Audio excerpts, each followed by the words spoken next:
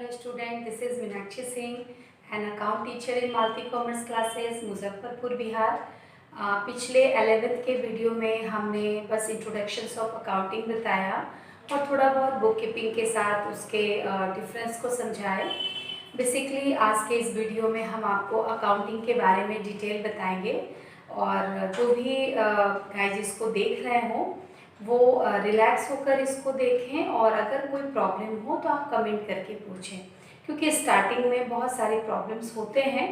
तो जैसे हमारा अकाउंटिंग का सफ़र था जो बुक कीपिंग पे ख़त्म हुआ और बुक कीपिंग जहाँ पे एंड होता है वहाँ अकाउंटिंग शुरू होता है।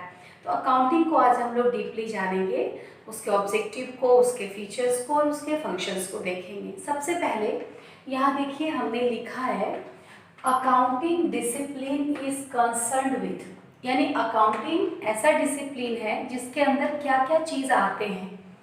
रिकॉर्डिंग, यानी सबसे पहले आपको क्या ध्यान रखना होगा, रिकॉर्डिंग, ये बुक कीपिंग में भी था।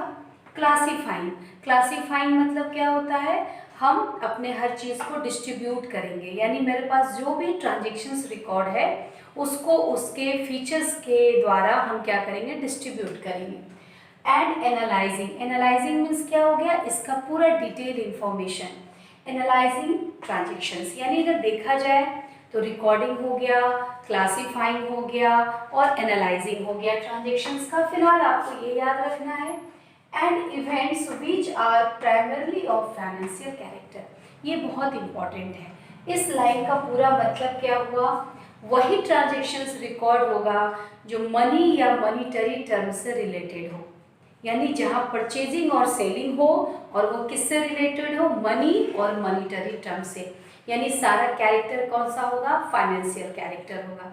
यानी अकाउंटिंग में कौन से डिसिप्लिन होंगे, रिकॉर्डिंग होंगे, क्लासीफाइंग होंगे, एनालाइजिंग होगा, लेकिन वो कौन सा कैरेक्टर होना चाहिए, फाइनेंशियल कैरेक्टर होना चाहिए। क्लियर, ये बहुत सिंपल सा हम बताए, फिर हम लोग इसको डिटेल जानेंगे।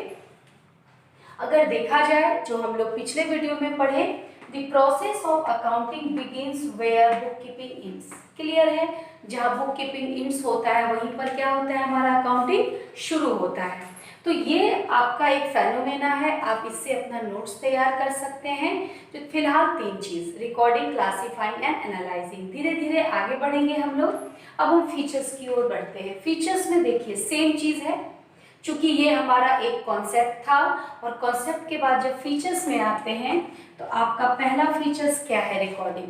आप इसको जब नोट्स बनाएंगे इसमें आप पूरा लिखेंगे, क्या रिकॉर्ड करता है, फाइनेंशियल कैरेक्टर को, जो भी फिनेंशियल ट्रांजेक्शन्स है उसको वो रिकॉर्ड करता है।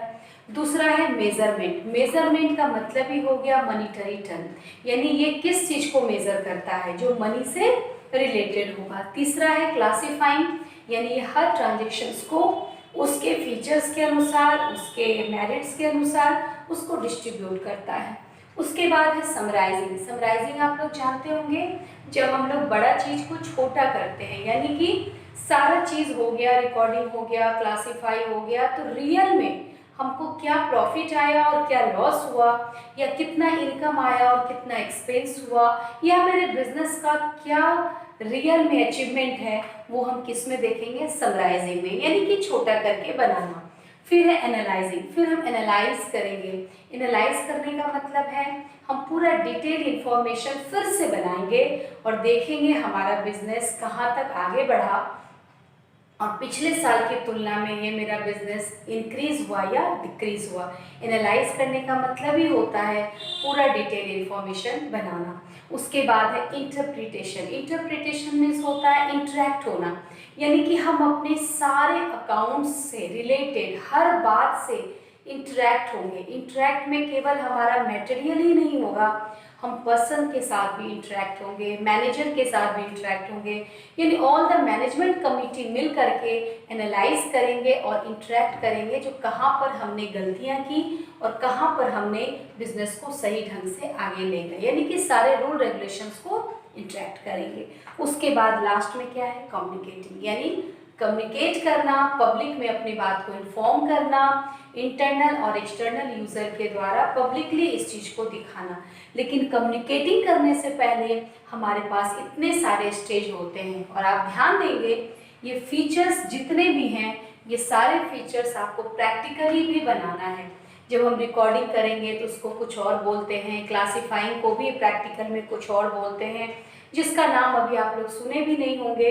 तो प्रैक्टिकली जब हम लोग करेंगे तो ये रिकॉर्डिंग से लेकर कम्युनिकेटिंग तक जाएगा। क्लियर है? तो हमने आज अकाउंटिंग डिसिप्लिन बताया आपको और थोड़ा बहुत आपको फीचर्स बताए।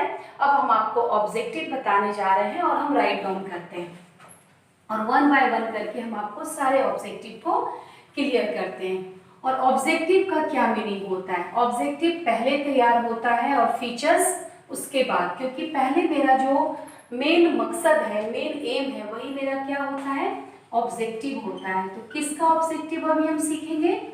ऑब्जेक्टिव ऑफ अकाउंटिंग, यानी कि रियल में अकाउंटिंग का ऑब्जेक्टिव क्या क्या है, आज हम लोग उस पर भी डिस्कस करेंगे। तो ऑब्जेक्टिव में सबसे पहला जो ऑब्जेक्टिव है यह क्या करता है? Keep systematic and complete records. इसका सबसे इंपॉर्टेंट ऑब्जेक्टिव क्या है? ये सुरक्षित रखता है। कीप मतलब सुरक्षित रखना, किस चीज को? जितने भी रिकॉर्ड्स हैं, पूरे रिकॉर्ड्स को सिस्टमैटिक ढंग से वो क्या करता है? उसको सुरक्षित रखता है। ये इसका पहला ऑब्जेक्टिव है। दूसरा ऑब्जेक्टिव है असरटेन प्रॉफिट और लॉस। और ऑब्जेक्टिव क्या है इसका? जो बिजनेस से रियल में वो क्या लाना चाह रहा है? प्रॉफिट या लॉस। तो नॉर्मली प्रॉफिट के लिए ही बिजनेस होता है, लेकिन जब हम असरटेन करते हैं तो लॉस भी आ सकता है। तो लॉस आएगा तो फिर हम क्या करेंगे? इसके लिए हम लोग ऑब्जेक्टिव में दोनों चीज को डालते हैं। आप चाहें तो एंड की जगह और भी लिख सकते हैं, ठीक है? ज्यादा अच्छा एंड ही होगा। Ascertain profit and loss. तीसरा है आपका ascertain financial position of the business. इसका मेन क्या जानना ऑब्जेक्टिव है? जो आपके बिजनेस का पोजीशन जो है, यानी रुपया से रिलेटेड जो आपका फाइनेंशियल पोजीशन है वो कहाँ तक पहुंचा है, सही में आप आगे बढ़ रहे हैं या नहीं बढ़ रहे हैं। फोर्थ नंबर है आपका प्रोवाइड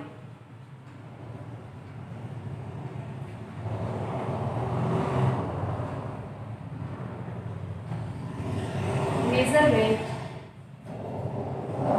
ऑफ मनीटरी टर्म्स। सारे इंफॉर्मेशन जो मनी से रिलेटेड है उसको वह मेजर करेगा, मनीटरी टर्म से रिलेटेड को वह मेजरमेंट करेगा। यानी सबसे इंपॉर्टेंट देखा जाए तो मनीटरी टर्म्स ही होगा, क्योंकि वही उस पर काम करता है। नेक्स्ट है हमारा to facilitate decision making. Decision making ये बहुत ही इंपॉर्टेंट ऑब्जेक्टिव है। जो डिसीजन क्या देगा, ये आपके बिजनेस में आप जो कुछ भी कर रहे हैं वह आपके फ्यूचर के लिए कितना बेनिफिट होगा, वो डिसीजन पहले ही लिया जाता है। जब तक हम पढ़ाई करते हैं तभी रिजल्ट होता है। तो बिजनेस में भी जब हम रिकॉर्डिंग, क्लासिफाइंग, समराइजिंग करेंगे तभी हमारा एनालाइज अच्छा होगा। तो मेकिंग क्या होगा हमारा? Decision making. तो ये किस चीज़ को फैसिलिटेट करता है? डिसीजन मेकिंग को। और लास्ट है हमारा टू मीट लीगल इंफॉर्मेशन या लीगल रिक्वायरमेंट। जितना भी काम होगा वो किसके नज़र में होगा? लीगल रिक्वायरमेंट, यानी कि कानून के दायरे में होगा। यानी कि जितने भी ऑब्जेक्टिव हैं, ऑब्जेक्टिव हमारा तैयार ही होता है उस काम को फुलफिल करने के लिए, और उस ऑब्जेक्टिव को पूरा करने में हम जो कुछ भी बनाते हैं वो हमारा फीचर्स होता है।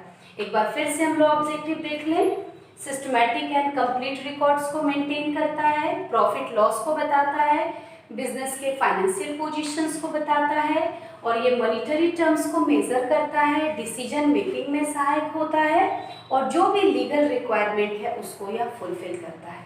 क्लियर हो गया? तो आज के इस वीडियो में कुछ ज़्यादा नहीं, हमने अकाउंटिंग के कॉन्सेप्ट को समझाया, उसके फीचर्स को बताए और उसके ऑब्जेक्टिव को बताए। हमारे नेक्स्ट वीडियो में हम अकाउंटिंग के फंक्शंस, अकाउंटिंग के ब्रांच पे के बारे में बात करेंगे, उसके बहुत सारे टर्म्स के बारे में बात करेंगे। और आज का ये डिसिप्लिन अकाउंटिंग कॉन्सेप्ट का था, इसको आप नोट्स बना लेंगे और आई होप आपको अच्छा लगा होगा वीडियो। कोई दिक्कत हो तो आप कमेंट करके पूछें। Thank you so much.